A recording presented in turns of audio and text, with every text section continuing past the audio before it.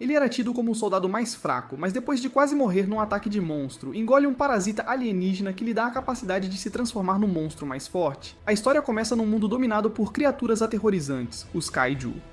Enquanto a equipe de vigilância está ocupada com suas tarefas, um Kaiju novo e feio surge de repente, lançando a cidade no caos.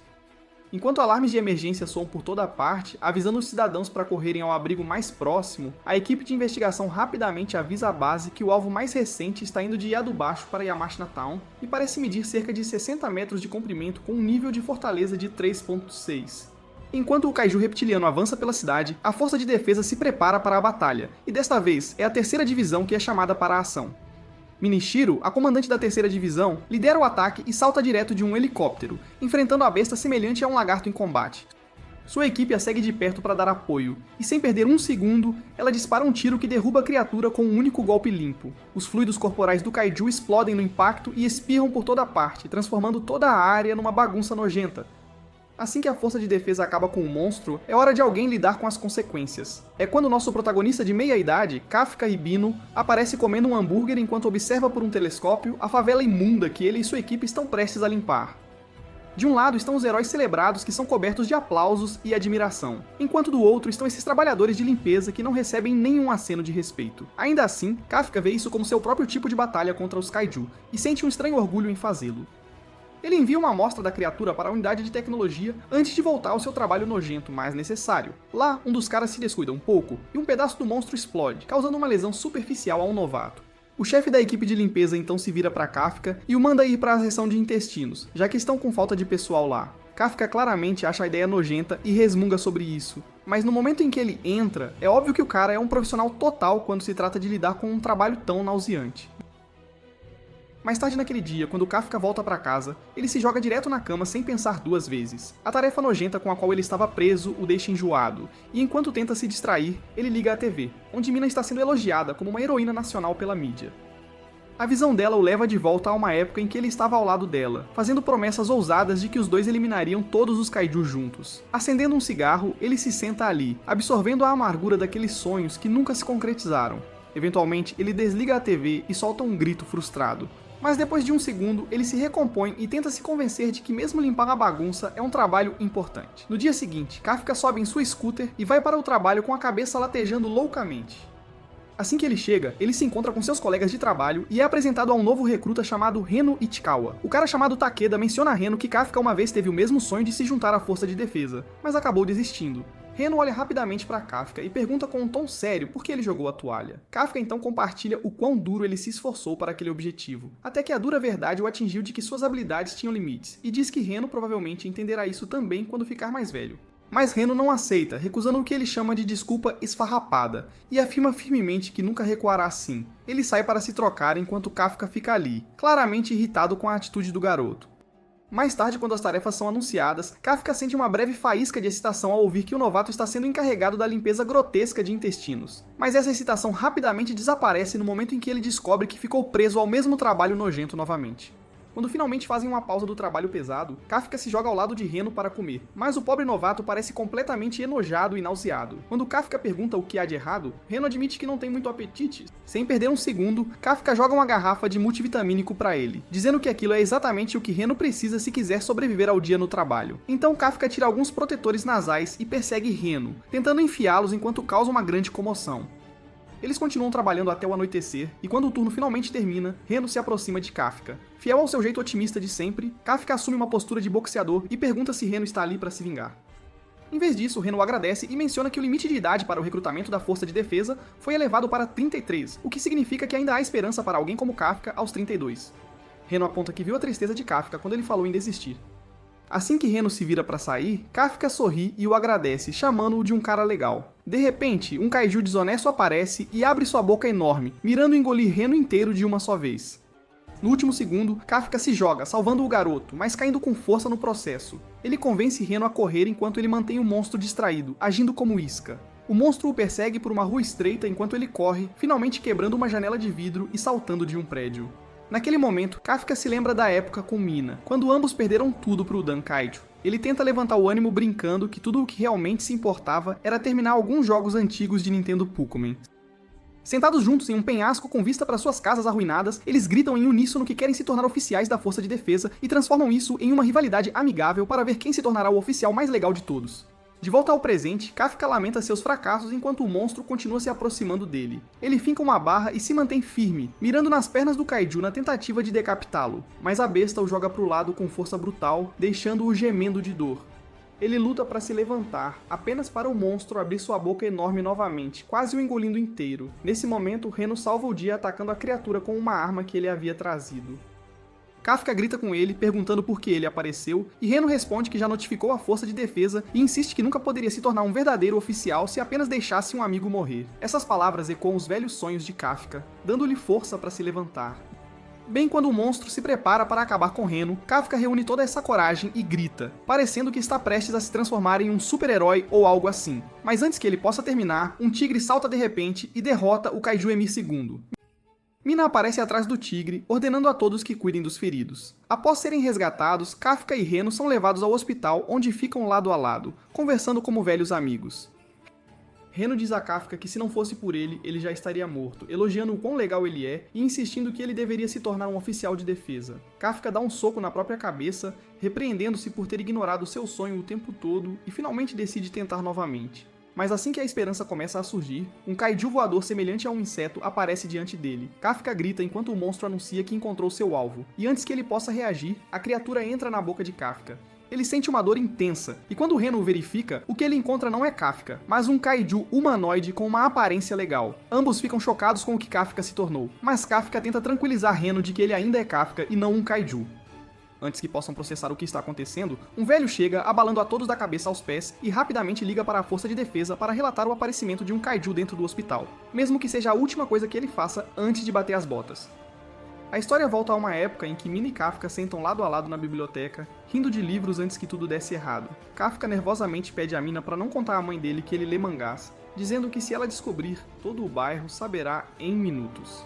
Mina sorri e o agradece por sempre estar lá. De volta ao presente, o pelotão de Mina é encarregado de derrubar o pequeno kaiju avistado no hospital, então ela ordena a todos que se preparem e se movam rapidamente para evitar baixas. A sirene soa por Yokohama, alertando os moradores sobre a ameaça. Um transeunte ouve o alarme abafado e resmunga sobre como o governo ainda não consertou o sistema de som. De volta ao hospital, os dois e o velho estão em pânico total. Reno insiste para Kafka dar um sorriso e convencer o velho que é tudo um engano ou talvez apenas uma fantasia de Halloween. Kafka rapidamente o faz, mas o sorriso assustador que ele faz é tão aterrorizante que o velho desmaia na hora. Kafka corre para verificar o velho, e no momento em que sua mão toca a parede, tudo junto com o teto racha, assustando Kafka e Reno ainda mais. Kafka começa a se preocupar que ele realmente se transformou em algo perigoso. Nesse momento, pacientes no saguão o avistam. Kafka entra em pânico e pensa em pular pela janela para evitar causar mais problemas, mas no momento em que ele toca a janela com sua mão kaiju, ela desmorona completamente. Reno corre para fora, e Kafka tenta seguir, mas o pequeno salto de Kafka o envia voando alto no ar. A Força de Defesa recebe o alerta de que o kaiju escapou do hospital de Yokohama, e agora está indo em direção a uma área já evacuada. Enquanto Reno corre ao lado dele, ele se vê lutando para processar o fato de que seu sênior de alguma forma se transformou em um kaiju. Quando ele olha para trás para perguntar se ainda é o mesmo Kafka, ele vê que as coisas tomaram um rumo ainda mais estranho, pois Kafka agora parece ainda mais aterrorizante, com tentáculos e outras extensões bizarras saindo de seu corpo. Reno pergunta se isso é algum tipo de modo de explosão especial, mas é claro que o próprio Kafka não tem ideia do que está acontecendo. Nesse momento, uma projeção semelhante a um verme de repente sai de sua boca e engole um pássaro vivo, o que os deixa absolutamente horrorizados. Kafka de alguma forma consegue voltar à sua forma humanoide, mas no momento em que ele se acalma, ele se vira para Reno e diz que eles têm um problema sério. Já sobrecarregado com tudo o que está acontecendo, Reno pergunta e agora, apenas para Kafka explicar que ele realmente precisa fazer xixi e não dá mais para segurar. Reno o examina e rapidamente percebe que o equipamento usual para fazer xixi não está em lugar nenhum, e assim, Kafka perde o controle e acaba liberando o líquido de um lugar de onde absolutamente nenhum humano normal deveria fazer xixi. Kafka cai no chão em miséria, tentando se recuperar do dano emocional, enquanto Reno faz o possível para fazê-lo se mover novamente. Nosso cara fica ali, arrasado com o pensamento de que seu sonho agora está oficialmente acabado, já que não há como ele se juntar à Força de Defesa assim. É quando Reno percebe uma zona restrita por perto e começa a empurrar a barreira para o lado, imaginando que poderia ser o lugar perfeito para os dois se esconderem. Os ouvidos de Kafka de repente zumbem enquanto ele agarra a cabeça, alegando que pode sentir algo se movendo no subsolo. E nesse momento ele percebe que está sentindo um kaiju. Ao mesmo tempo, a equipe de vigilância alerta a terceira divisão da Força de Defesa, o mesmo grupo que está caçando Kafka, e eles rapidamente se espalham em posição. Kafka diz a Reno que este kaiju parece o que os atacou antes e os dois correm em direção à zona restrita. Enquanto isso, uma menina e sua mãe são atacadas por outro kaiju, e a mãe acaba presa sob os escombros enquanto a criatura avança com as mandíbulas abertas. Pouco antes de atacar, Kafka irrompe e afasta o monstro com um soco sólido, então começa a fazer caretas para acalmar a criança. Embora tudo o que ele consegue fazer é aterrorizá-la ainda mais. Reno aparece e juntos eles levam a mãe para um lugar seguro. Nesse momento, o kaiju mal se levanta apenas para ser obliterado quando Kafka o soca com força suficiente para fazê-lo voar e explodir no ar, fazendo seus fluidos corporais caírem como gotas de chuva. Kafka se ajoelha ao lado da menina assustada e diz suavemente que ele irá embora em breve e a força de defesa cuidará do resto, mas assim que ele se vira para ir, ela o agradece, acendendo uma memória de Mina em sua mente. Reno o avisa para correr antes que a unidade de descarte apareça, mas Kafka permanece enraizado, olhando para frente antes de declarar que ele parou de desistir, e enquanto ele diz isso, sua cabeça kaiju se desintegra, revelando seu rosto humano por baixo. Quando Mina chega à cena, ela se sente confusa com tudo o que acabou de acontecer e se aproxima da menina para tentar obter algumas informações dela. A menina hesita a princípio, mas quando Mina promete que eliminará todos os kaiju, a menina pede a ela para prometer não machucar o kaiju bom que salvou sua mãe. Este pedido inesperado deixa a Mina perplexa, e o chamado kaiju desaparecido recebe o codinome Kaiju número 8, com um rosto super feio escolhido para representá-lo. 3 meses se passam e Kafka se torna o primeiro kaiju que já escapou da força de defesa, fazendo com que cada oficial esteja em alerta constante procurando por ele. O supervisor da instalação de limpeza da bagunça do kaiju entrega 2 cartas a Reno, dizendo que vieram da força de defesa e pedindo a ele para entregar a carta de Kafka a ele também. Reno verifica seus próprios resultados e descobre que passou no primeiro exame. Ele então leva a outra carta para Kafka e no caminho a abre, sorrindo ao ver Kafka passar, antes de correr para compartilhar a notícia com seu sênior. Assim que Reno chega e entrega a boa notícia, ele de repente fica com raiva e ataca Kafka quando o vê em sua forma kaiju. Aparentemente, Kafka ainda não dominou completamente a mudança de forma e rapidamente percebe seu erro e tenta mudar seu rosto de volta, mas esquece de esconder as presas. Reno explode em seus ouvidos, dizendo-lhe para ser mais cuidadoso, já que sua forma kaiju é famosa em toda a mídia. Enquanto a história retrocede, revela que após o incidente, eles correram para o hospital e inventaram uma história sobre fugir quando o kaiju apareceu. Reno esperava que tivessem enganado a força de defesa, mas a forma kaiju de Kafka havia se espalhado pela mídia como um incêndio, tudo graças ao velho. Reno então entrega uma carta a Kafka e descobre que é sempre na segunda rodada que Kafka falha. Reno pergunta se ele está pronto para fazer o exame com seu corpo atual, avisando que se ele estragar tudo, ele pode ser morto no local. Kafka se mantém determinado e diz que não pode deixar os últimos 3 meses de trabalho duro irem para o lixo, e considerando que ele já tem 32 anos, esta pode ser sua última chance de perseguir seu sonho. Reno diz a ele que mesmo que Kafka falhe, ele não vai desistir, e eles se enfrentarão como rivais. Kafka tira uma garrafa de água, mas luta para abri-la, então ele tenta com mais força e acidentalmente se transforma de volta em um kaiju. Reno o repreende dizendo-lhe para pular o exame, mas Kafka cai de joelhos, argumentando que ele vai aguentar até a hora do exame. 10 dias se passam num piscar de olhos e finalmente é hora do exame. Os dois estacionam seu caminhão em um enorme estacionamento, mas pouco antes de poderem entrar, uma garotinha com cabelos amarelos aparece chamando Kafka de velho. Kafka fica furioso, argumentando como um homem de 32 anos como ele não pode ser um velho. Ela vai direto ao ponto e pede para ele mover seu caminhão de limpeza de monstros, porque ela quer estacionar o carro dela ali. Quando Kafka se recusa, dizendo que há muitos outros lugares vazios, a garota diz que 5 é o número da sorte dela. Quando Kafka ainda se recusa, ela usa a força de seu traje caro para levantar o caminhão dele e jogá-lo pro lado. Reno pergunta quem ela é e a garota se exibe, dizendo que é Keikoru Shinomiya e seu hobby é matar kaiju. Keikoru então se aproxima do nosso cara e diz que ele cheira a kaiju. Depois de ouvir isso, nosso cara fica bastante irritado, mas Reno intervém e diz que eles lidaram com o lixo kaiju, o que a deixa ainda mais curiosa sobre por que eles apareceram. A atenção dela muda instantaneamente quando Kafka casualmente levanta seu caminhão, e ela assume que ele também deve ter um traje. Ele se vira e se apresenta como o pai dela, dizendo para ela se lembrar do nome. Seu sorriso presunçoso desaparece no momento em que seu mordomo ninja estaciona no local, e então ela reconhece Kafka e o desafia a impressioná-la no teste. Enquanto ela se afasta com seus homens de preto, ele fica animado, mas Reno pergunta por que ele decide usar seu poder em público, embora Kafka se gabe de que esconde suas garras muito bem. Depois disso, eles caminham em direção ao local, e nosso protagonista promete não estragar esta última chance de se juntar à mina, mas a empolgação morre rapidamente quando ele ofega como um cachorro com asma, mesmo treinando todos os dias. A primeira parte do teste verifica a aptidão física, seguida pelo teste de aptidão que Reno diz depender inteiramente da genética, então sua melhor chance é uma grande pontuação na parte física. Kafka logo percebe que todo esse treinamento não significa nada, porque ele agora se move como um trintão gordo e enferrujado, mas ele se recusa a trapacear com seus poderes e fica em 6º lugar a partir do último. Keikoru joga sua folha de classificação nele, e aça o velho com tanta presunção que ele deseja poder desaparecer e apodrecer em um buraco para sempre.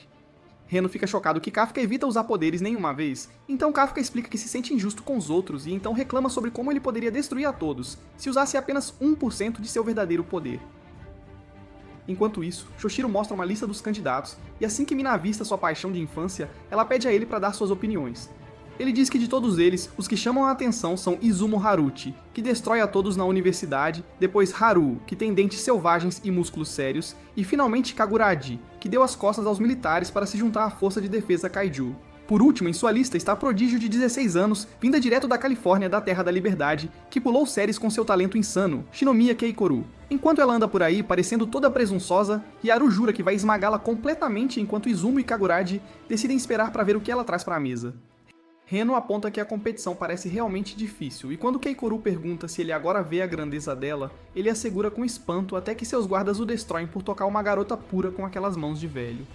Os outros o olham com total nojo, enquanto Keikoru diz presunçosamente que ele continua perdendo mais pontos de aura toda vez que se encontram. Depois disso, ele começa a se perguntar como deveria superá-la. Então Reno diz a ele que ele tem uma chance, já que ele sabe muito sobre Kaiju de seu passado. E esse tipo de conhecimento tem o mesmo peso que realmente matar Kaiju, o que também explica por que ele se juntou ao esquadrão de descarte. Mais tarde, em frente a um portão enorme, o Capitão Toshiro se apresenta e diz que a próxima parte acontece lá dentro. Então abre as portas para revelar Kaiju esperando por eles, já que eles estarão caçando-os para o teste. Um Kaiju avança contra eles em velocidade máxima, e Kafka quase tem um ataque cardíaco, desabando em seu caminhão de lixo, enquanto todos os outros permanecem calmos. Pela terceira vez, Keikoru ri de sua palhaçada. O Capitão Tsushiro explica que todos eles recebem trajes de batalha Izumo, feitos de fibras musculares de Kaiju, com os quais Reno imediatamente forma uma boa sinergia. Já que é a principal arma que os humanos usam para lutar contra Kaiju, a Corte de Defesa primeiro verifica o potencial bruto de cada pessoa. Reino atinge uns 8% bem razoáveis, enquanto Izumo e os outros todos ultrapassam os 10%, o que deixa a cientista Okanoji chocada, pois é raro ver mais de uma pessoa por ano superar essa marca. Seu queixo cai no chão quando ela vê Keikoru muito acima de todos os outros, com um potencial liberado insano de 46%, já a posicionando perto do posto de líder de pelotão. Isso dá a Reno um baita caso de FOMO, mas o Capitão Tsushiro diz a ele que 8% é na verdade bem sólido para um iniciante e brinca que pelo menos ele não está no zero, depois ri ainda mais alto, dizendo que ninguém jamais teve zero. Ouvindo isso, o comandante começa a rir descontroladamente, enquanto Kafka tenta extrair algum potencial sem se molhar todo. Kafka tenta descobrir o segredo para desbloquear seu potencial enquanto Keikoru fica furiosa de verdade, vendo-o ser tão ruim quanto uma piada de tiozão depois de toda a exibição no estacionamento.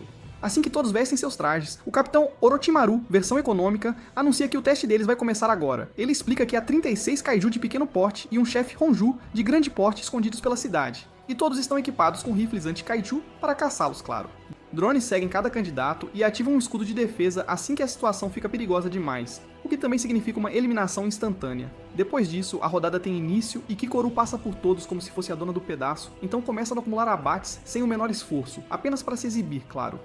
Enquanto isso, Kafka começa a surtar sobre como eles deveriam competir, e nesse exato momento, Tsushiro anuncia que a comandante Mina veio assisti-los pessoalmente. Ouvindo isso, Kafka se concentra e percebe de repente que os drones provavelmente observam mais do que apenas a contagem de abates, então ele e Reno decidem atuar como suporte. Eles veem Izumo e outros NPCs em dificuldade falharem em causar dano a um Kaiju de pele grossa. Então Kafka pula na frente e percebe que já tinha visto um desses antes, o que o ajuda a querer entender por que eles carregam granadas afinal. Ele joga uma bomba de atordoamento direto no seu rosto horrível, sem o menor medo, fazendo-o recuar com muita força, já que sua audição é 10 vezes mais forte que sua visão. Depois disso, ele aponta que sua barriga possui a armadura mais fraca, permitindo que Izumo e os outros terminem o trabalho rapidamente. Blue Harris agradece pelo salvamento, de verdade, e até mesmo o Capitão Tsushiro demonstra um certo interesse, enquanto a confiança de Kafka atinge novos patamares por todo o tempo que ele passa limpando corpos de Kaiju, por dentro e por fora, sabe? Mas a realidade o atinge em cheio quando um Yoju o atinge de lado, e o arremessa contra um prédio, acionando os alarmes de seu traje de combate, então Tsushiro diz a Okanoji para apertar o botão do escudo a qualquer instante, se precisar. Enquanto o Kaiju se aproxima, Kafka sabe que usar o escudo significa uma falha, uma derrota. Então se ele tentar com tudo, ele não pode falhar na frente de Mina, de jeito nenhum, e bem antes que o Kaiju o abocanhe de vez, ele de repente se transforma em queijo suíço, completamente. De pé em cima do Kaiju, Keikoru diz novamente o quão desapontada ela se sente com a inutilidade dele, e diz a ele para ficar no chão, quietinho, enquanto ela cuida do resto como uma verdadeira rainha. Aquela pequena faísca de motivação parece impulsionar Kafka para a frente, mas Reno percebe que sua perna parece totalmente destruída, em frangalhos. E nesse momento, o Capitão Tsushiro intervém para anunciar que seu corpo sofreu grandes danos, com até alguns órgãos vitais afetados, inclusive o que joga Kafka em um poço de alto ódio profundo por seu potencial de 0% ser a única coisa que o impede de ficar ao lado de sua garota dos sonhos. De verdade. Ele ignora o aviso de Tsushiro e decide que só ele pode decidir quando desistir. E pronto. Então ele se levanta com aquela perna quebrada, com muita dificuldade, impulsionado apenas por pura força de vontade, testosterona e uma força bruta inabalável. Seu potencial sobe em 0,1% enquanto ele olha a mina bem nos olhos e jura nunca, jamais, jogar a toalha. Todos o observam paralisados, enquanto ele age como se tudo estivesse perfeitamente bem, sabe? Então Tsushiro diz que apertará o gatilho do escudo se a situação ficar arriscada demais, com o que Kafka concorda antes de tossir sangue e dizer a Reno para seguir em frente sem ele, por favor. Mas seu amigo estende a mão porque eles concordaram em enfrentar tudo como uma verdadeira equipe. Enquanto a sala de controle enlouquece de tanto rir, os dois idiotas fazem uma combinação com um movimento de cavalinho que parece insanamente constrangedor. Então diz a ele para seguir Kikoru de perto, mas permite que Kafka acumulando pontos grandes jogadas Ronaldo contra um senhor com derrame, sabe? A loira continua passando de Yoju em Yoju e destrói todos como uma verdadeira chefe, antes de colocar uma bala bem na cabeça horrível do kaiju principal e acabar com ele de uma vez por todas. Enquanto o Honju desaba, a cientista rapidamente anuncia em voz alta que o chefe foi derrotado e o teste agora termina, então todos devem se retirar, por favor. Kafka sente que vai explodir de raiva, já que ela terminou rápido demais e todo o combo que ele fez não significou absolutamente nada. Enquanto Okanodi pede o sinal ao capitão, ele diz à comandante Mina que Kikoru está provando seu valor, e muito, e graças a ela, quase ninguém se machucou seriamente, ou pior, se desinscreveu da vida. De volta ao campo de batalha, Kikoru olha para o céu e se pergunta se ela é perfeita o suficiente para que seu pai a note finalmente, e se vira para esfregar isso na cara de Kafka. Mas ela de repente sente algo estranho bem atrás dela e sangue instantaneamente jorra de seu peito em um instante. Enquanto isso, Kafka recupera o fôlego e diz a Reno o quão monstro Kikoru é, de verdade, até que ele entra em pânico porque os kaiju mortos começam a se mover novamente, de repente. Ao mesmo tempo, Kikoru parece ter bloqueado o golpe com seu traje de combate e pergunta ao humanoide o que ele é, afinal deixando-o surpreso ao vê-la viva, e de alguma forma curada, completamente. Enquanto ele acaricia o Honju caído, ela mira, mas a coisa assustadora diz a ela pra não morder mais do que pode mastigar, sabe? E atira balas suficientes pra derrubar uma escola inteira, desativando-a completamente. O caos irrompe na sala de controle sobre o status dela e todos surtam enquanto o kaiju volta à vida de repente, agora na magnitude insana de 6, de verdade. Já que nenhum oficial sozinho pode lidar com essa bagunça toda, Mina ordena que todos os escudos sejam ligados imediatamente e se prepara pra sair com Tsushiro, sem demora. Por outro lado, Kikoru se recusa a recuar como uma criança assustada, de jeito nenhum, porque ninguém morre enquanto ela está por perto, e ponto final. Ela grita que é a assassina perfeita, a melhor, até que um Honju dá um chute estilo Bruce Lee e a joga com força no chão. Isso aciona suas memórias de infância de repente, onde seu nome sempre estava no topo da lista, mas ao contrário de suas amigas que recebiam amor de seus pais apenas por passar de ano, o dela sempre estava ausente, distante, e seu mordomo dizia que ele certamente ficaria orgulhoso, um dia. Quando ela finalmente consegue falar com ele, no entanto, o homem diz que é esperado dela ser a melhor, sempre, e que ela deveria parar de celebrar pequenas vitórias e trabalhar mais para não falhar na próxima vez, de jeito nenhum. Mesmo com os braços machucados, quase quebrados, ela continua através da dor, pensando nas palavras sábias de seu pai, até que sua arma cai no chão, e o kaiju faz suas armas crescerem novamente para derrubá-la com um laser, sem piedade. A comandante Mina e Tsushiro correm em velocidade máxima para o local, esperando chegar a tempo, de verdade. Mas Kikoru desiste ao ver o ataque insano carregar bem na frente dela.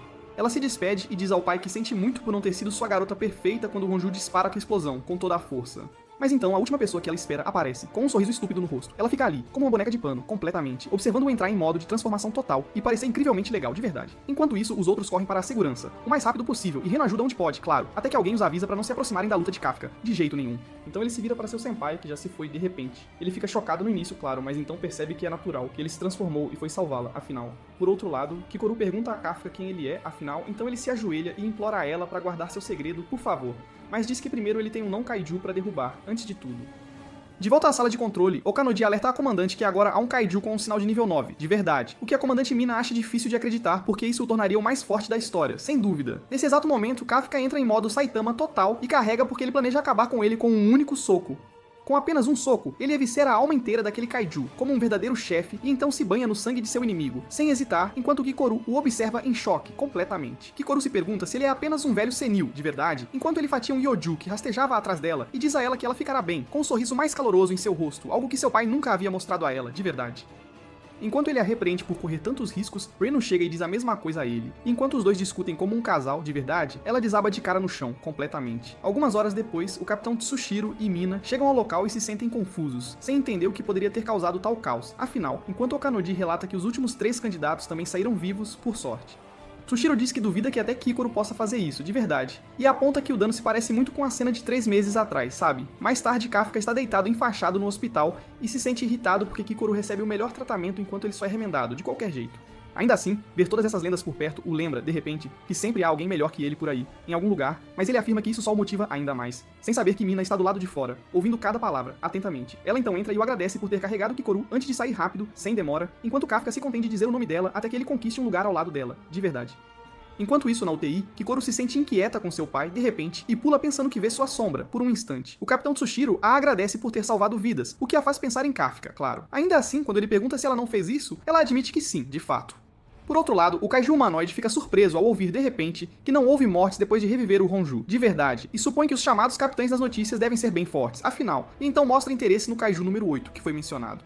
Ele então recebe uma ligação, de repente, então ele lentamente se transforma em um homem, com cuidado, e diz ao adolescente que ele está atrasado por causa de um Taco Bell realmente picante, sabe? Enquanto os homens se afastam com ele, a coisa quase atrapalha a transformação. Seu supervisor entra segurando mas os homens não percebem absolutamente nada. Ambos os nossos rapazes sentam-se à mesa, em silêncio, olhando para os envelopes que carregam o peso de seus futuros, de verdade. E enquanto Kafka sabe que esta é sua última chance, a derradeira, ele se pergunta silenciosamente se este caminho finalmente o levará de volta à sua paixão de infância. Afinal, enquanto ele abre o envelope e se encontra congelado, com a boca bem aberta, em total descrença com o que vê lá dentro. Mais tarde, na sede da organização, todos os novos recrutas se reúnem para sua cerimônia de entrada, ansiosos, preparando-se para os discursos chatos e habituais, claro, e enquanto eles olham para os rostos uns dos outros em volta, nada realmente se destaca, de verdade, já que a maioria deles já era esperada para ser selecionada desde o início, afinal. Kikoru faz sua entrada e é convidada a fazer o juramento em nome da turma inteira, sendo a melhor aluna, claro, enquanto Izumi e Kaguraji parecem presos em uma rivalidade que está claramente apenas começando, de verdade, quase ao mesmo tempo, aliás, e Haru esbarra em nosso Júnior e os dois fazem rápidas apresentações sem muito alarde de fato. Em pouco tempo, de repente, a Capitã Mina chega e vai direto para o palco, sem demora, para iniciar a cerimônia de indução, chamando Kikoru para falar em nome dos recrutas, claro, enquanto ela avança e faz o juramento com muita confiança. Mina agradece a de rabo de cavalo loiro, claro, por seus esforços durante o exame, de verdade, e menciona que a razão pela qual nenhuma vida foi perdida foi por causa dela, sim, embora seus olhos começam a escanear a multidão com uma expressão pesada, em busca, procurando por Kafka, especificamente sabendo no fundo que o verdadeiro crédito pertence a ele, e só a ele. Enquanto ela cerra os dentes, claramente pronta para exigir respostas de verdade sobre sua transformação assustadora, afinal, Kafka entra casualmente atrasado, como sempre. E no segundo em que ele o faz, o rosto de Kikoru se ilumina em vermelho vivo completamente, enquanto a atenção de todos se volta diretamente para ele, de repente. Enquanto a história volta um pouco no tempo, o destino de Kafka está em jogo, de verdade, enquanto o conselho de seleção revisa seus resultados, com atenção, descobrindo que ele não só obteve a pontuação mais baixa no exame de aptidão física, mas também de alguma forma conseguiu um 0 perfeito no teste de aptidão, inacreditável. E bem quando o painel está prestes a rejeitar sua inscrição inteiramente, de vez, o Capitão Tsushiro intervém e decide interceder por ele sem hesitar, argumentando que, embora o cara possa ser um idiota completamente mediano, sim, ele ainda conseguiu identificar pontos fracos do inimigo, apoiar seus companheiros de equipe de verdade, e o mais importante, o fez rir muito, muito mesmo, o que, em sua opinião, contava para alguma coisa, afinal. O Kanodi imediatamente protesta a razão ridícula para contratar alguém, de verdade, levando o vice-capitão a comprometer-se, então, aceitando Kafka como cadete em vez de oficial, por enquanto, e decidindo tratá-lo pessoalmente um pouco mais, de perto. De volta ao presente, Mina anuncia que Kafka foi aceito como cadete, finalmente, e que esta é a razão pela qual ela o fez ficar de fora da cerimônia de indução. Afinal, o que causa uma onda de alívio silencioso entre muitos dos novos recrutas, de verdade, que parecem felizes em saber que ele ainda está por perto, por sorte. Logo depois, o vice-capitão se vira para a comandante e a convida a fazer seu discurso, então. Ouvir o discurso da capitã enche Kafka de tanta emoção, de repente, que ele acaba gritando o primeiro nome dela por todo o salão da cerimônia, em alto e bom som, declarando ousadamente que em breve estará ao lado dela, de verdade, deixando todos ao redor atordoados e sussurrando em confusão, sem entender por que um novato está casualmente chamando a capitã pelo primeiro nome, afinal. Embora as palavras claramente toquem sua paixão de infância de verdade, ela mantém a compostura e mantém o protocolo, claro, ordenando-o a fazer 100 flexões como punição por desrespeitar um oficial superior, de fato. Enquanto Kafka entra em pânico com a punição repentina, claro, o vice-capitão explode em risadas e provoca a Mina por pegar leve com o cara de verdade. Mas em vez de responder, ela simplesmente se afasta com um leve sorriso no rosto, em silêncio. O Kanodi resmunga sobre como Kafka acabou de chegar e já se tornou o alívio cômico do esquadrão, de repente. Mas Tsushiro calmamente responde que é exatamente o tipo de energia que a equipe deles precisa, de verdade, já que as coisas podem ficar um pouco sombrias demais às vezes, sabe?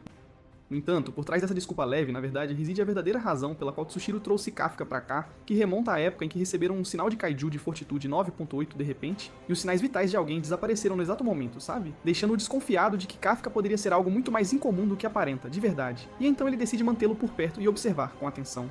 Enquanto isso, Kafka mal termina suas flexões e desaba no chão, exausto, apenas para ser abordado por Kikoru, de repente, que lhe diz que eles precisam conversar em particular agora. E Haru, sempre o palhaço, solta se isso é uma confissão de amor, em voz alta, e causa uma pequena cena, claro, mas Kikoru simplesmente arrasta Kafka para um restaurante próximo para obter as respostas que procura, de verdade. Lá ela ouve em descrença completamente enquanto Kafka confessa que comeu um kaiju e se transformou em um de repente, levando-a a zombar dele por ter um apetite forte o suficiente para derrubar um monstro de verdade, embora Kafka rapidamente se defenda dizendo que nunca teve a intenção de comê-lo em primeiro lugar, de jeito nenhum. Quando ele se pergunta em voz alta se deveria se reportar à força de defesa e pedir ajuda, afinal, Kikoru firmemente rejeita a ideia de imediato, e explica que se eles descobrirem, eles o transformarão em um rato de laboratório sem pensar duas vezes, e o submeterão a todo tipo de testes horríveis, de verdade, continuando a explicar que quando um kaiju é forte o suficiente para receber um número, seus restos são usados para criar armas, sabia? O horror de tudo isso finalmente oprime Kafka completamente, que pula nela em desespero, implorando para ela guardar seu segredo, por favor, e depois de um momento de reflexão, a garota severa concorda, sim, mas deixa uma coisa bem clara para ele, que se ele algum dia machucar alguém, ela pessoalmente garantirá que ele seja derrubado, de vez. No dia seguinte, durante o exercício de treinamento de fogo, sabe, Reno assume a liderança e consegue estabelecer um novo recorde pessoal, de verdade, com seu potencial liberado agora atingindo 18%, e Haru observa de perto e começa a se preocupar, de repente, que Reno possa finalmente tê-lo alcançado, afinal, mas seus nervos se acalmam assim que ele vê que seu próprio poder de combate ainda está um pouco mais alto, por sorte. Enquanto os outros fazem suas vezes, um por um, fica claro que todos fizeram algum tipo de progresso, de verdade. Até Kafka, depois de todas as suas lutas e dificuldades, alcança um novo recorde pessoal. Finalmente, pois seu poder liberado finalmente sobe para 1, de repente, o que o faz correr em direção a Kikoru, em pura excitação, sem pensar. No entanto, o momento é de curta duração, infelizmente, pois o vice-capitão o cala imediatamente, sem hesitar, avisando que se seus números permanecerem tão baixos, ele será expulso em breve. De verdade. Sem perder o ritmo, Tsushiro chama todos para correr 10 voltas como parte de sua rotina, e quando o grupo geme em protesto, ele aumenta para 15 sem piscar, de jeito nenhum. Depois de encerrar o treinamento intenso do dia, finalmente, o esquadrão vai direto para um banho quente, sabe? Esperando acalmar seus músculos doloridos e relaxar um pouco, de verdade. Como esperado, no momento em que se acomodam, o lugar irrompe em caos, completamente, com todos ficando barulhentos e brincalhões. Claro, cada um tentando encaixar um pouco de diversão antes que o dia termine, afinal. Enquanto as coisas começam a se acalmar um pouco, de repente, os rapazes mudam de brincadeiras na água para conversar. Então, sobre por que escolheram se juntar à força de defesa. Afinal, um diz que devia sua vida à comandante que uma vez o salvou, de verdade. Enquanto o outro admite que se apaixonou por sua força e graça no momento em que a viu em um pôster, sabe? Quando o holofote cai sobre Kafka, de repente, ele hesita, mas acaba deixando escapar, sem querer, que ele e a capitã se conhecem há muito tempo, como amigos de infância, e que tudo começou com a promessa que fizeram naquela época, de verdade. Percebendo o que acabou de revelar, em voz alta, Kafka entra em pânico e tenta escapar despercebido, o mais rápido possível. Mas o resto dos rapazes o atacam como um bando de zumbis famintos, desesperados para tirar cada detalhe suculento dele, de verdade. Mais tarde, quando as garotas saem do banho, de repente, elas se deparam com a visão bizarra de todos os rapazes desmaiados no chão, completamente, mal se agarrando à consciência, com toalhas sobre eles, enquanto Reno faz o possível para refrescá-los, com cuidado.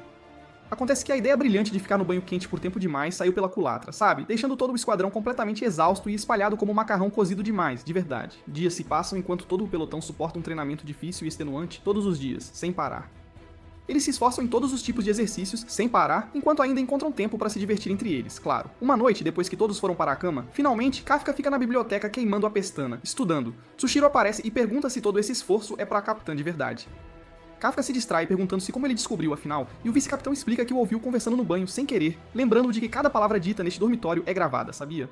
Além disso, ele suspeita que Kafka está mirando em sua posição de vice-capitão, de verdade, e o avisa que ele nunca perderá seu lugar ao lado da capitã de jeito nenhum.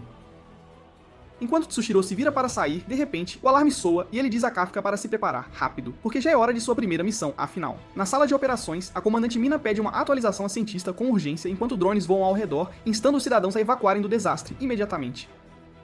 O Kanodi explica que o Honju já irrompeu do subsolo e avança, sem parar, deixando um enxame de bebês Yoju para trás, claro. Sabendo que a única opção é eliminá-lo completamente, de vez, a senhora de cabelo vermelho, Nakanishima, sugere atraí-lo para o setor Bravo e finalizá-lo lá de uma vez. Na estrada, caminhões cheios de recrutas saem, prontos para sua primeira missão, de verdade, e Kikoru observa Kafka como se ainda não pudesse acreditar que um homem tão inútil se tornou o Kaiju número 8, afinal.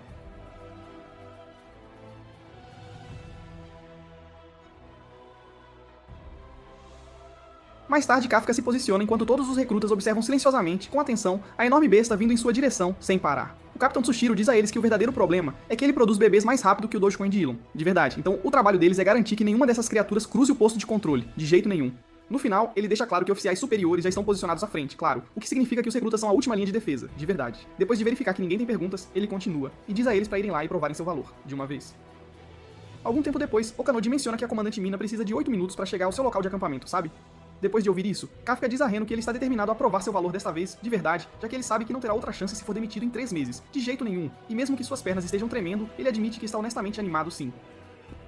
Logo depois, as criaturas começam a sair de seus ninhos, então os recrutas pulam do telhado, enquanto Kafka desce como um Peter Parker de segunda. Um helicóptero finalmente deixa a comandante em seu ponto de ataque principal, então o Kanodi diz a todos para atrair o Honju para sua linha de tiro, e o exército começa a bombardeá-lo com mísseis para desviar sua atenção. De longe, o Capitão Tsushiro diz aos recrutas para ficarem atentos, e Kaka responde com seu 1% de poder de combate liberado. Mas o primeiro Yuju o joga direto no lixo. Um veterano então começa a zombar dos recrutas, o que irrita Kikoru. Então depois que ele diz a eles para irem se esconder em casa e chupar o dedo, ela dá uma resposta presunçosa e então aniquila a horda inteira sozinha. Enquanto todos a observam em choque, um único polegar para cima do papai Kafka a faz corar tanto que seu traje a manda se acalmar. Enquanto isso, Eharu aparece e acerta os tiros finais em um monstro rastejante que os outros ajudaram a enfraquecer, então começa a se gabar para Reno, que mata um do mesmo tipo sozinho e humilha o ruivo com sua jogada inteligente, pensando que ainda tem um longo caminho a percorrer se quiser impedir seu senpai de se transformar. Ao mesmo tempo, Kaguragi e Izumo aniquilam as criaturas e deixam seus veteranos tão envergonhados que eles começam a reclamar para o líder do pelotão. Ela diz que está honestamente surpresa ao ver como os novatos deste ano são bons também, e então lhes diz como o Capitão Tsushiro mencionou que os recrutas deste ano são simplesmente diferentes com seu potencial bruto e constante desejo de superar uns aos outros.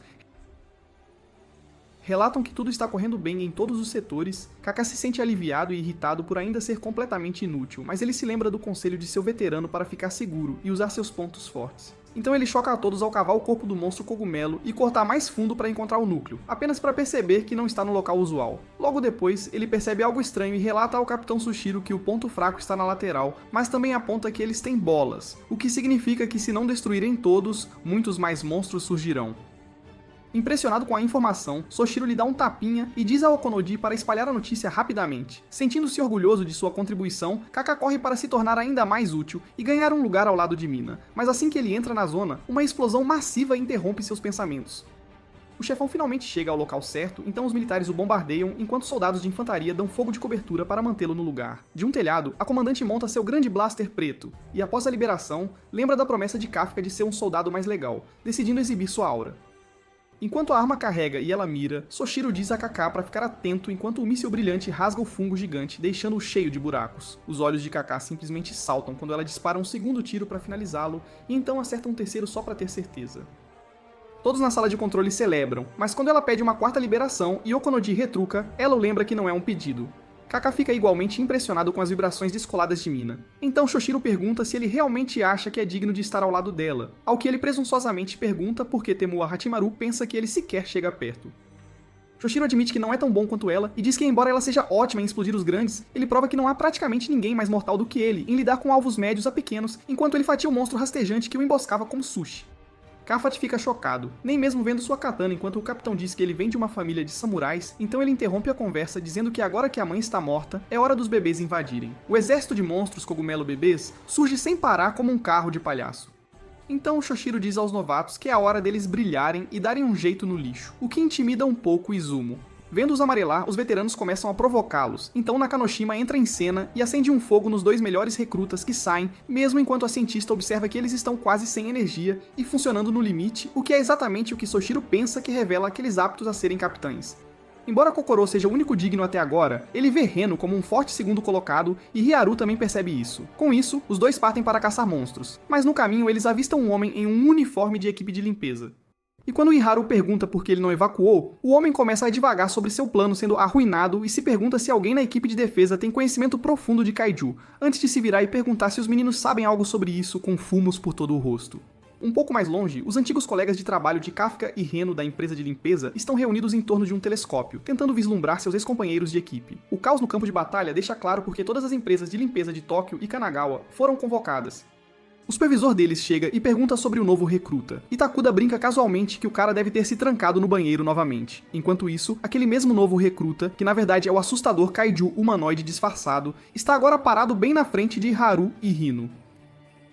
Irritado com a presença deles, ele de repente tenta atirar em Haru no coração, mas erra por pouco, que Haru desaba, sangrando muito e gritando de dor, e Rino rapidamente diz a ele para usar seu traje para estancar o sangramento.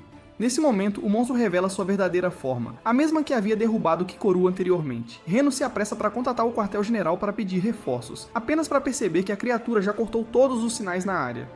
Depois de ser atingido com força 2 vezes, Reno se lembra do aviso de Kikoru, e se concentra nos movimentos dos dedos do monstro, conseguindo desviar do próximo ataque bem a tempo. Enquanto as coisas saem do controle, ele de alguma forma convence Haru a recuar e trazer ajuda. Hino sabe que não pode vencer esta luta, mas pensando em seu dever como oficial de defesa, ele avança direto contra o Kaiju com tudo o que tem, determinado a dar a Iharu tempo suficiente para escapar. Enquanto Iharu tenta fugir, ele tropeça e cai, a frustração borbulhando ao perceber que Reno parece estar superando-o enquanto ele permanece preso em apenas 20% de seu potencial liberado. Impulsionado por esse sentimento, ele volta para a briga e salva Reno no último segundo, bem antes que o Kaiju humanoide pudesse explodi-lo. Quando Reno protesta, Haru retruca que desta vez será ele quem salvará Reno, e não o contrário, lembrando-o que sem sua ajuda antes, ele já estaria morto. Sentindo o plano deles de tirar Haru da área, o Kaiju declara que ninguém escapa de sua zona, acabando com a última esperança de fuga. Percebendo que estão presos, Reno e Haru decidem lutar juntos e derrubar a ameaça monstruosa. O Kaiju dispara outro tiro em Haru, mas desta vez, Haru percebeu seu padrão de ataque e o evita. Aproveitando a abertura, Rino libera mais de seu poder do que nunca, forçando-se a quebrar seus próprios limites e dá o tiro. Enquanto a fumaça se dissipa, o que está diante deles é uma parede imponente de corpos de Kaiju mortos. Mas antes que possam recuperar o fôlego, o monstro humanoide irrompe de um dos cadáveres e atira em Rino a queima-roupa, desferindo um golpe brutal que o deixa gravemente ferido, possivelmente além da recuperação. Enquanto isso, o vice-capitão recebe a notícia de que Haru e Rino desapareceram, e que nem mesmo seus sinais vitais são mais mostrados no radar. Kaka imediatamente fica tenso, a preocupação se espalhando por seu rosto enquanto o peso da notícia o atinge. Nesse momento, Kakoro chega e confirma o que ele temia o tempo todo, o perigoso Kaiju humanoide apareceu. Do outro lado, Rino desaba com o corpo inteiro queimando de dor. Ele tenta estancar o sangramento e se levanta apenas para o monstro humanoide avançar sobre ele novamente. Bem a tempo, Haru intervém, desviando a atenção do monstro. Gritando por ajuda, ele clama por alguém para salvar seu amigo Reno. E pouco antes que ambos pudessem encontrar seu fim, o Kaiju número 8 irrompe na cena, socando um monstro tão forte que separa sua cabeça do corpo. Vendo Kafka em sua forma Kaiju, Rino fica sombrio, frustrado por, apesar de tudo, não ter conseguido evitar que isso acontecesse. Kafka segura seu amigo e se mantém firme, enquanto Haru congela de medo ao ver mais um Kaiju humanoide. Enquanto isso, o monstro se regenera e se levanta, percebendo que este é o Kaiju número 8. Kafka rapidamente entrega Rino à segurança e avança contra o inimigo. O Kaiju malvado questiona por que Kafka o está atacando quando deveriam estar do mesmo lado, então lança um ataque total, revelando que ele estava pegando leve com Rino e Haru o tempo todo. Quando Kaka vê os mesmos tentáculos atacantes que foram usados em Rino, ele surta. Com fúria controlada, ele aniquila os ataques do monstro, e até mesmo uma parede de corpos de Kaiju não consegue detê-lo. Kaka continua avançando e finalmente libera um ataque massivo que envia o inimigo voando com seu núcleo agora totalmente exposto. Assim que ele está prestes a terminar o trabalho e apagar o Kaiju para sempre, dois oficiais chegam no pior momento e estragam tudo, alertando toda a equipe sobre a presença do Kaiju número 8. Eles explicam que o Kaiju humanoide corresponde à descrição do Kaiju número 8 desaparecido, o que instantaneamente alerta o vice-capitão. Sem perder tempo, ele comanda que uma unidade de despacho seja enviada imediatamente. Todo o caos dá ao monstro humanoide espaço suficiente para se regenerar. E antes de partir, ele lança um aviso de que agora sabe tudo sobre Kafka, e derrotá-lo será mais fácil na próxima vez que se cruzarem. Enquanto ataca os humanos ao escapar, Kafka intervém e leva o golpe. Embora frustrado por o Kaiju ter conseguido fugir, ele encontra algum alívio em saber que pelo menos seus amigos estão seguros. Enquanto escapava por um beco estreito, Kaka de repente sente alguém atrás dele. Virando-se, ele vê o vice-capitão, que instantaneamente o reconhece como o Kaiju número 8. O vice-capitão informa a equipe que ele engajou o alvo e solicita que o limitador de seu traje seja removido. Seu potencial liberado sobe para impressionantes 92% enquanto ele se prepara para neutralizar o Kaiju humanoide parado bem na frente dele. Totalmente aquecido, o Capitão Soshiro se prepara para atacar enquanto Kaka tenta pensar em uma fuga até que um corte de repente aparece em seu ombro, deixando claro que ele está em sério perigo. Soshiro o envia voando, e vai com tudo em seu Nobijutsu de espada em velocidade supersônica, lenta mas seguramente cortando a carapaça rochosa de Kaká, com movimentos que Kaka não achava que nem Kikoro conseguiria fazer. Depois disso, outra facada no peito expõe totalmente seu núcleo, mas sua regeneração insana o mantém vivo. Kaka tenta fugir, mas o samurai vai com tudo como Levi, e o observa desviar de seus ataques na velocidade da luz. Então Shiro calcula que ele é pelo menos um Kaiju de magnitude 8, o que o torna um grande Kaiju. Com isso, ele carrega suas lâminas e lança um corte duplo invisível que corta a perna de Kafka como manteiga. Então segue com seu ataque real mirando no núcleo, que Kafka pega usando seus dentes laterais antes de carregar um ataque final, apenas para explodi-lo na katana de Toshiro, deixando o capitão intocado. Sentindo-se desapontado, ele relata que o Kaiju número 8 escapou, o que faz Kakoro se perguntar se tal monstro é digno de confiança, embora seu rosto se ilumine quando ela avista seu rosto velho e enrugado. Depois disso, ela o lembra bruscamente que ele é apenas um velho peido com artrite e não tem o direito de tentar lutar contra o capitão. Enquanto isso, o homem em questão permanece em silêncio até que a comandante Mina pede sua opinião sobre o número 8. Ele diz que está claramente no mesmo nível do grande kaiju de 5 anos atrás e acredita que o número 9 é provavelmente tão perigoso, embora o que realmente chame sua atenção é como ele atacou sua arma em vez dele e lutou como um humano. Nesse momento, um dos soldados veteranos relata que o mesmo humanoide do teste reapareceu, só que desta vez está usando pele humana, o que deixa todos atordoados. O humanoide gravemente ferido então para um carro e o sequestra no estilo GTA depois de comer o dono para se curar, perguntando-se como deveria fazer para derrubar o número 8 enquanto dirige para o pôr do sol. No dia seguinte, Reno acorda no hospital e se sente aliviado ao ver seu senpai vivo, então agradece a Kaká por salvá-lo, sem perceber que Haru está na cama bem ao lado dele. Haru elogia sem parar o poder e a aura louca do número 8, e Kafka absorve tudo com um grande sorriso. Naquela noite, uma festa celebra a alta de Reno e Haru, e quando Kafka chama o serviço de quarto, o exército de servos de Izumo aparece com um banquete gourmet surpresa. Kakoro explica que é porque ele é um garoto rico herdeiro da Izumo Technologies que fatura bilhões todos os anos vendendo para o corpo de defesa, e até ganha mais do que a família dela. Ela então admite presunçosamente que pediu a ele para organizar a festa, sabendo que a comida seria ótima. Depois disso, o capitão levanta um brinde à primeira missão bem-sucedida de todos, enquanto Reno observa as vibrações saudáveis rapidamente entrarem em caos absoluto, enquanto todos começam a provocar a pessoa ao lado, chocado ao ver até mesmo Kafka entrando sem hesitação. O capitão explica que há uma tradição de zoar os erros uns dos outros após a batalha para ajudar os outros a trabalhar na correção de suas falhas na próxima vez. Mais tarde, o capitão encerra a loucura para fazer um grande anúncio onde ele revela que, graças às suas excelentes contribuições em batalha, Kafka é agora promovido a um oficial de verdade e oficialmente bem-vindo à equipe como um dos seus. Todos explodem de felicidade, e até mesmo um Kaguragi geralmente frio parece genuinamente feliz, já que a ajuda do velho durante a missão manteve o número de baixas em 0. No dia seguinte, Mina pessoalmente coloca um distintivo no casaco de Kaka, o recebe novamente com autoridade e diz a ele para não ficar arrogante porque ele está muito longe de ser digno de estar ao lado dela no campo. Isso o deixa feliz porque ela se lembra da antiga promessa deles. Ela então acrescenta com confiança que Soshiro foi quem o recomendou, então é melhor ele se esforçar e não decepcionar o homem. Naquela noite, Kappa decide encerrar o dia na biblioteca. Mas ao sair ele de repente percebe uma luz ainda acesa. Dentro da sala de treinamento, ele observa o Capitão Soshiro posar com seus músculos definidos e então replicar perfeitamente sua luta com ele, até cada respiração. Desta vez, matando seu boneco imaginário do Kaiju número 8 não uma, mas 2 vezes seguidas, fazendo o Café quase fazer xixi nas calças enquanto seus joelhos cedem. Quando ele pergunta no que o homem está treinando, e o capitão responde que está trabalhando em uma técnica de um golpe feita especificamente para caçar o número 8, e confessa que está irritado por não ter ido com tudo desde o início ou usado a técnica 6 que teria rasgado o núcleo do número 8 em pedaços.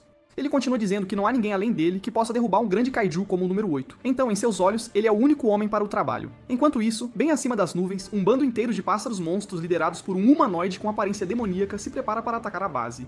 O vice-capitão senta-se em silêncio na biblioteca, investigando mais a fundo o caso do kaiju número 8, intrigado com como seus ataques parecem mais humanos do que kaiju. Seus pensamentos divagam para o assustador monstro humanoide que podia mudar de forma e se misturar como um deles. E quanto mais ele pensa nisso, mais inquieto ele fica sobre o que o futuro pode reservar entre kaiju e humanos. Enquanto isso, nosso cara está relaxando sozinho em um telhado, pensando no vice-capitão e como ele pode se dar ao luxo de decepcioná-lo. Quando do nada, uma chuva massiva de estrelas cadentes começa a cair do céu.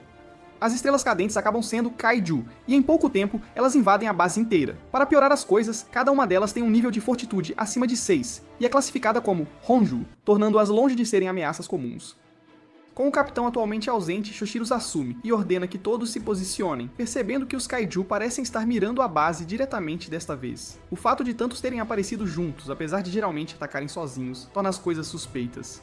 Observando a base pegar fogo e avistando quase uma dúzia de kaiju tipo Wyvern voando acima, Kafka rapidamente contata o vice-capitão para relatar que algo está errado. Esses monstros nunca atacam em grupo. O vice-capitão imediatamente entende o que isso significa. Alguém ainda mais forte deve estar liderando-os desta vez. Enquanto Soshiro avança, ele logo fica cara a cara com o líder que se aproxima. O novo kaiju humanoide dracônico fala na língua humana, chocando a todos. Ele olha ao redor e pergunta se o vice-capitão é o mais forte aqui, e calmamente o declara como seu alvo.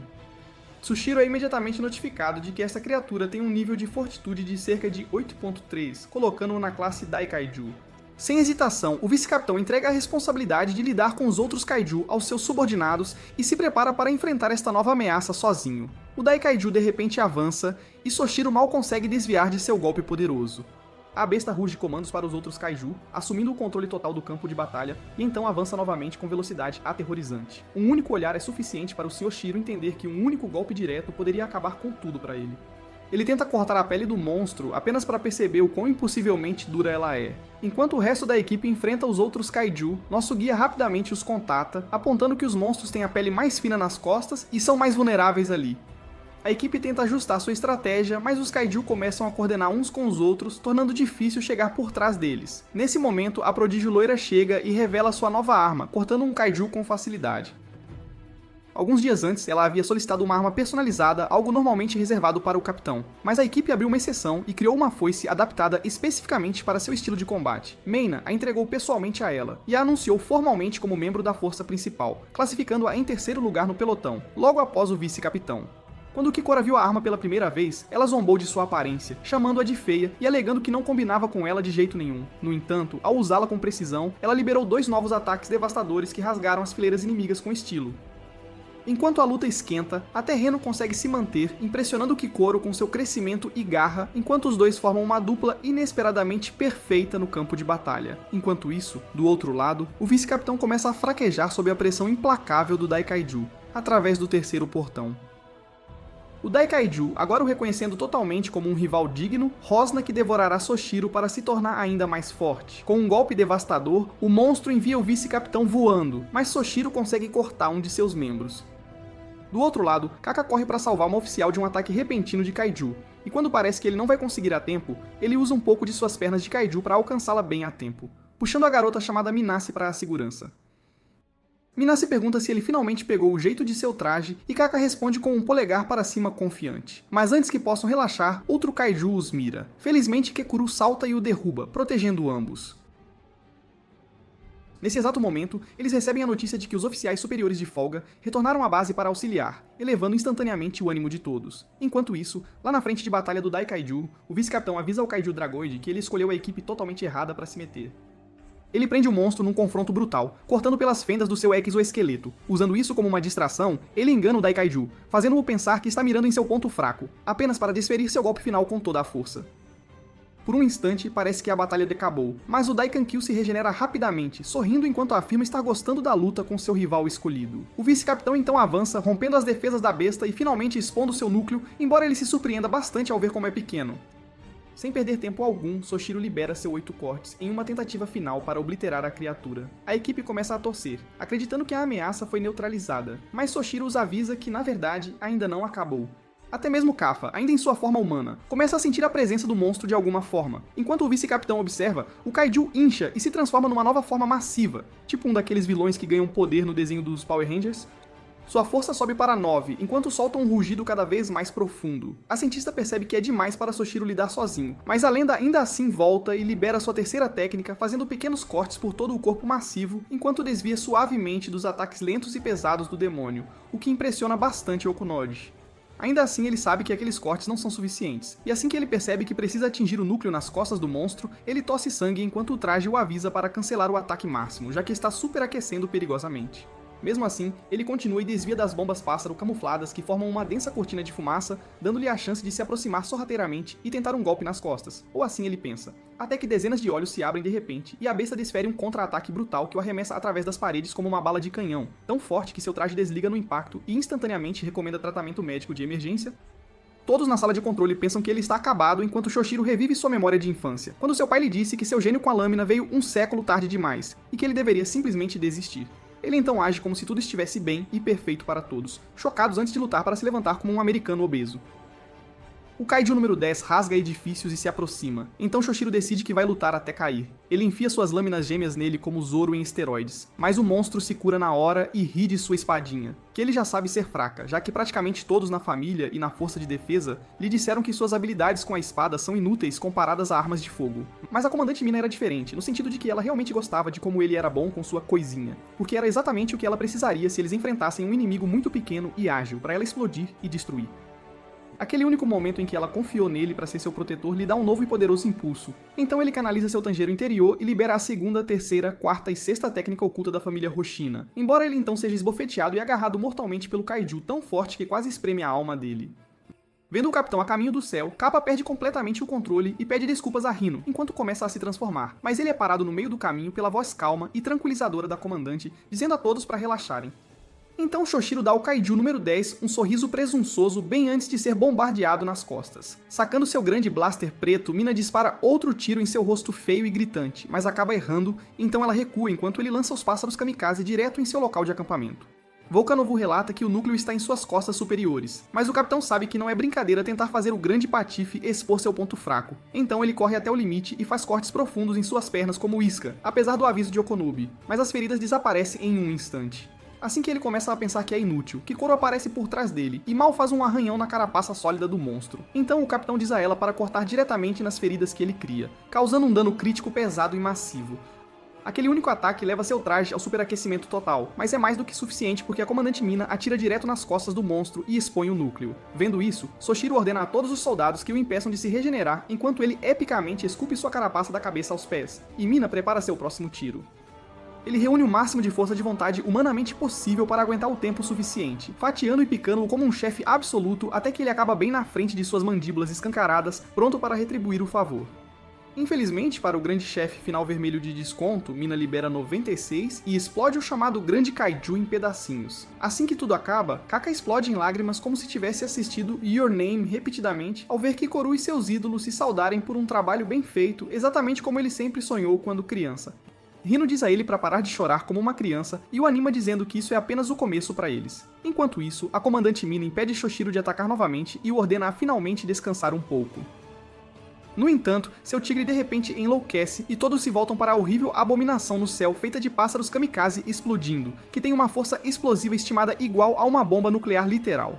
Enquanto os recrutas tentam atirar em um, a onda de choque da explosão deixa claro que não vai adiantar. E o número 10 solta uma última risada maligna, dizendo que parece que a luta deles termina em empate. Mina percebe que este pode ser o fim, mas eles de repente ouvem Reno gritando pra Kaká parar, e todos assistem em choque enquanto o cara corre como um homem negro nas Olimpíadas e se transforma bem na frente deles. Vendo-o totalmente liberado, Soshiro se arrepende de o quanto ele se deu bem com o cara e não consegue acreditar que gostava tanto dele a ponto de se recusar a ligar os pontos e aceitar que Kako era o número 8 o tempo todo. Enquanto isso, Kafka se lembra de sua promessa a Soshiro e Kikoru. Sabendo que este poderia ser o último momento em que conversam como amigos de verdade, então ele se lembra do que deve a Reno e ao amor de sua vida. Enquanto todos ficam paralisados em choque, ele carrega cada última gota de poder em suas pernas, lança-se como um foguete e soca o tumor nuclear com tudo o que tem, enviando-o para a estratosfera. Logo depois, Mina grita para todos se prepararem para o impacto, e Kafka a protege e é o capitão com toda a sua força como se sua vida dependesse disso. Enquanto a poeira baixa, os dois se levantam enquanto Kafka perde todo o poder em seus braços e pernas velhos e quebrados tentando fugir, e Mina permanece fria como gelo, mantendo sua imagem de comandante e diz a ele que ele está oficialmente sob prisão. No escritório do diretor, a equipe revisa a filmagem capturando a transformação de Kafka. O vice-diretor questiona como um monstro de nível Daikaiju conseguiu se esconder bem debaixo de seus narizes por tanto tempo. Um dos oficiais sugere alertar a mídia, mas outros rapidamente rejeitam a ideia, argumentando que seria melhor eliminar a criatura silenciosamente e transformá-la em uma arma. O diretor silencia a sala, chamando a discussão de inútil por enquanto, e firmemente os ordena a recuperar o Kaiju da terceira divisão antes de tomar qualquer outra decisão. Enquanto isso, de volta à terceira divisão, nosso amigo está contido e parece estar cochilando apesar de tudo o que está acontecendo ao seu redor. Ele abre os olhos, ficando sombrio ao se lembrar de Kikoru, que lhe disse que a força de defesa poderia considerar transformá-lo em uma arma. Nesse momento, Mina, o vice-capitão e alguns outros chegam para escoltá-lo para fora, onde um caminhão de transporte está esperando. Lá fora, todos estão em fila. Kaká se sente triste por não conseguir olhar seu amigo nos olhos, imaginando se Rino estaria realmente bravo. Mas, ao entrar no caminhão, Rino corre até ele, chamando-o de sênior e dizendo que tem fé que ele voltará. Dentro do caminhão, Kafka tem um tempo tranquilo com Mina, que admite ter ficado chocada ao vê-lo se transformar em um kaiju. Ela promete reunir filmagens e testemunhos para provar que ele ainda tem sua humanidade e que ninguém ali o vê como inimigo. Antes de ela partir, Kaká chora baixinho, perguntando se ainda pode ficar ao lado dela, fazendo-a sorrir. Enquanto ele parte, o vice-capitão ordena que o pelotão saúde. Quando o severo vice-diretor questiona se ele está saudando um kaiju, o vice-capitão simplesmente responde que está saudando seu capitão. Enquanto nosso amigo é levado para a base marítima de Ariake, ele é trancado atrás dos 31 portões. Vários dias se passam na terceira divisão, e todo o pelotão se preocupa com o destino de seu camarada, lembrando uns aos outros como ele o salvou tantas vezes. Até a capitã compartilha da preocupação deles e trabalha duro para compilar todos os dados que pode para encontrar uma maneira de salvá-lo. Enquanto todos estão fazendo o seu melhor, a garota de cabelo amarelo chega ao escritório de seu pai. Ela pede a ele para poupar seu amigo e não eliminá-lo, argumentando que ele salvou a vida dela. O diretor a dispensa, chamando-a de tola. Então ele mostra a ela um raio-x de Kafka, apontando que o que Kafka tentou fazer passar por um coração é na verdade o núcleo de um kaiju. Ao sair, ela diz ao pai que ainda acredita nele. Enquanto isso, os cientistas continuam realizando testes em Kafka. Mais tarde, no escritório da capitã, Mina reúne alguns dos novos recrutas e diz a eles que serão separados e realocados para diferentes bases. Os rapazes protestam, mas parece que não há nada que possam fazer.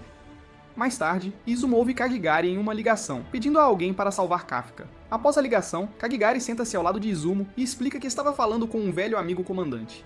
Ele admite que favores pessoais provavelmente não funcionarão, mas ele ainda está tentando o seu melhor. Pouco tempo depois, o próprio diretor chega ao local onde Kafka está preso. Kafka grita para ele que não é um kaiju.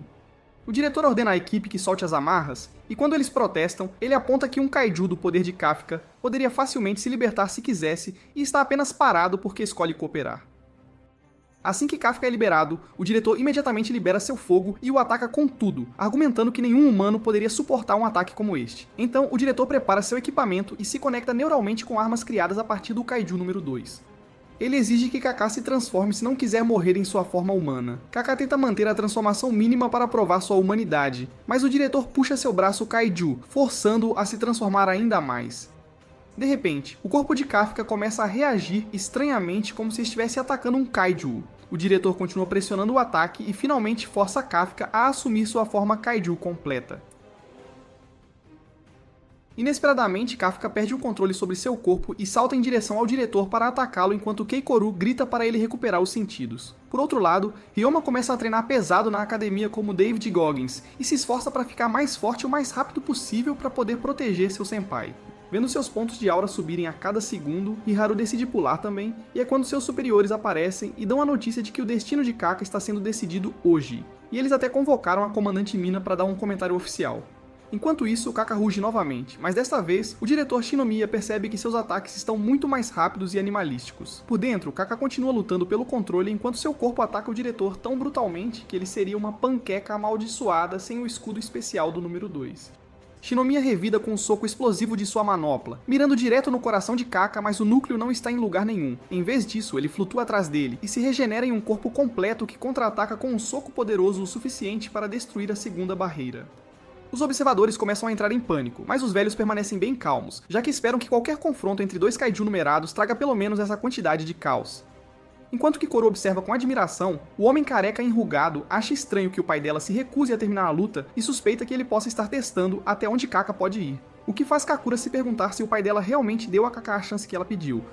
Os dois velhos se unem, e o diretor Shinomiya faz Kaka atacar a parede como um touro burro, mas ele rapidamente se arrepende quando Kaka volta voando e esmaga suas costelas, fazendo até os carecas entrarem em pânico pela primeira vez. O número 8 continua ficando mais forte, além do que até o diretor pode lidar totalmente, enquanto Kafka continua lutando por dentro. O diretor coloca suas manoplas em overdrive e desfere seus socos mais fortes, mas Kafka agora atravessa seu escudo como se fosse papel. Então ele continua com o ataque final de canhão de trilho do número 2 que envia um choque por todo o corpo de Kafka, mas ele se recupera instantaneamente e dispara um raio laser da morte próprio, fazendo Kafka querer arrancar os cabelos enquanto machuca o pai. Kafka então o agarra mortalmente e o esmaga contra a parede. Assim que parece que ele pode acabar com ele, ele se vira e vê o rostinho triste de Keikoru e se recusa a deixá-la vê-lo acabar com o pai dela. Mas seu corpo fica totalmente selvagem e começa a espancar o diretor no chão como um brinquedo de pelúcia contra sua vontade. Pensando em todas as vezes que Kako foi íntegro e real, ela não perde a esperança e grita para o velho peido se recompor. Ouvindo isso, Kako canaliza o poder do anime e da amizade para finalmente quebrar suas amarras um segundo antes de ser mordido ao meio pelo parasita. Enquanto seu corpo desfere um golpe mortal final no pai de Keikoru, ele se sente afogando no vazio quando de repente vê um raio de esperança brilhante e sente Mina agarrar sua mão, prometendo que ela sempre estará esperando. A voz dela finalmente o traz de volta à realidade. Seu golpe final acerta, espalhando sangue por toda a parte para o choque completo de Kakoru e seu pai, porque ele realmente soca um buraco em seu próprio peito e orgulhosamente declara que não é um kaiju, ele é Hibi no Kafka. Depois que ele desmaia, o capitão da primeira divisão, Narumi, coloca sua lâmina no pescoço de Kaka, mas o próprio diretor o impede e ordena que os médicos venham e levem o número 8 antes que ele sangre até a morte.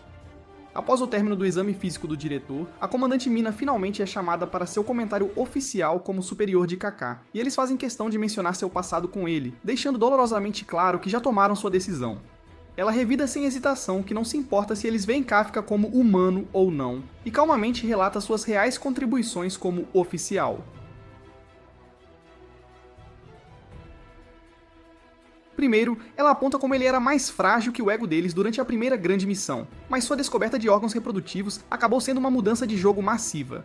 Ainda assim, a maior prova de seu profundo desejo de proteger a humanidade foi como ele jogou fora seu futuro e sua vida na luta contra o número 10, salvando toda a terceira divisão de ser completamente aniquilada.